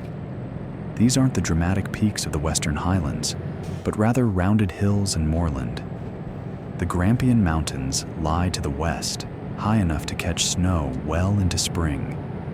And then, after over 2,000 kilometers, after crossing 6 countries, after climbing alpine passes and crossing the Channel, after navigating the length of England and into eastern Scotland, we see Aberdeen ahead. The city lights spread along the coast, reflecting off the North Sea waters. Aberdeen is Scotland's third largest city, with a population of about 200,000 in the city proper and more in the surrounding area. It's built primarily of gray granite, earning it the nickname Granite City, or the Silver City, as the granite sparkles in sunlight thanks to mica crystals in the stone.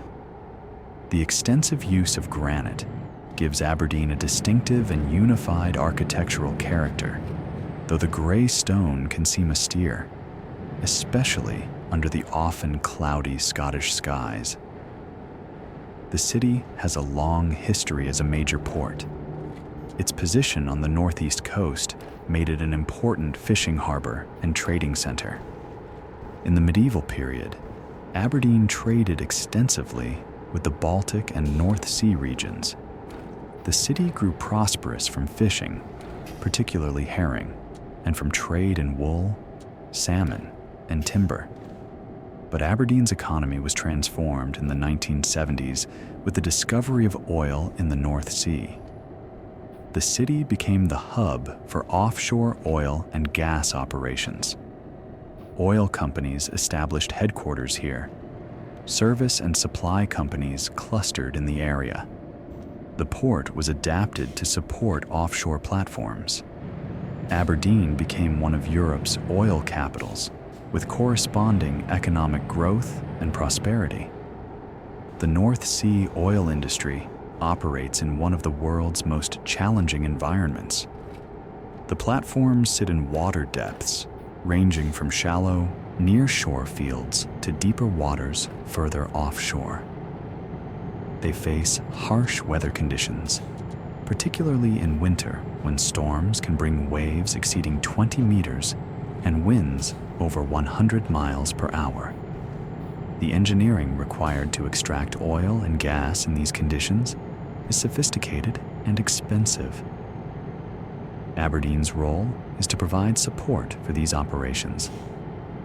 Supply vessels leave the harbor daily, carrying everything from drilling equipment to food for platform crews. Helicopters fly workers out to the platforms on 2-week rotations. Onshore facilities provide engineering support, maintenance services, and logistics coordination. Thousands of jobs depend directly or indirectly on the offshore industry.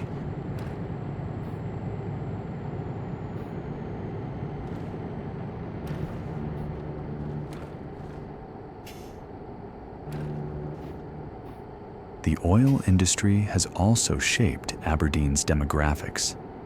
The city attracted workers from across the UK and internationally, particularly Americans with offshore experience from the Gulf of Mexico. This created a more cosmopolitan atmosphere than might be expected in a relatively small Scottish city. However, the industry is cyclical. Oil prices fluctuate, sometimes dramatically. When prices are high, Aberdeen booms. When prices crash, as they did in 2014 and again in 2020, the economic impact is severe. Companies cut staff, projects are delayed, and the broader economy suffers.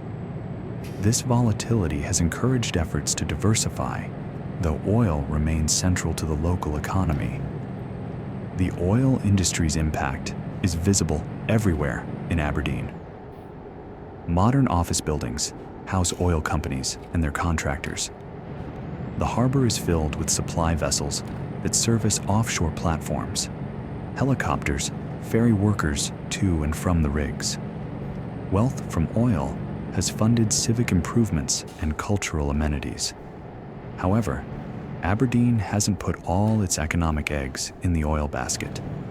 The city has 2 universities, the University of Aberdeen, founded in 1495, and Robert Gordon University.